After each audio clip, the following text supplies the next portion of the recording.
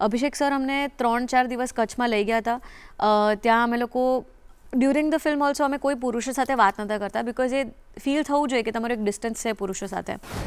ત્યાં જઈને અમે લોકોએ એમની બોડી લેંગ્વેજ, એમનું ચાલવાનું, વાત કરવાની રીતે બધું જોયું. સાથે સાથે અમે એ બી રિયલાઇઝ કર્યું કે એકચ્યુઅલી હજી આજના દિવસમાં બી સ્ત્રીને ગરબા નથી કરવા દેવામાં આવતું. એટલે 14-15 વર્ષની છોકરી થાય ને એટલે એને ગરબા ના કરવા દે ભગવાનનું નામ લઈને. અને ઘટના ખાલી એટલી જ હોય કે ઘરના પુરુષોને ખરાબ રીતે જોતામાં સાચવવા એના કરતાં એને જ ના કરવા દઈએ ને. અને બહુ જ ગુસ્સો અપાવે એવી વાત છે. એ વસ્તુ જ્યારે મને આઈ થિંક 19 વર્ષ હતી ત્યારે રિયલાઇઝ થઈ કે હું જે દુનિયામાં મોટી થઈ છું એના કરતાં દુનિયા ખાસી બધી અલગ છે. સો એ મારા માટે બહુ મોટું રેવલેશન હતું. અને I think yes acting process તો એવી જ રહી હતી કે બહુ જ બધું શીખ્યું. અને આઈ થિંક એટલે જ્યારે અમે પરફોર્મ કરવા ગયા ને ત્યારે પરફોર્મન્સ નહોતું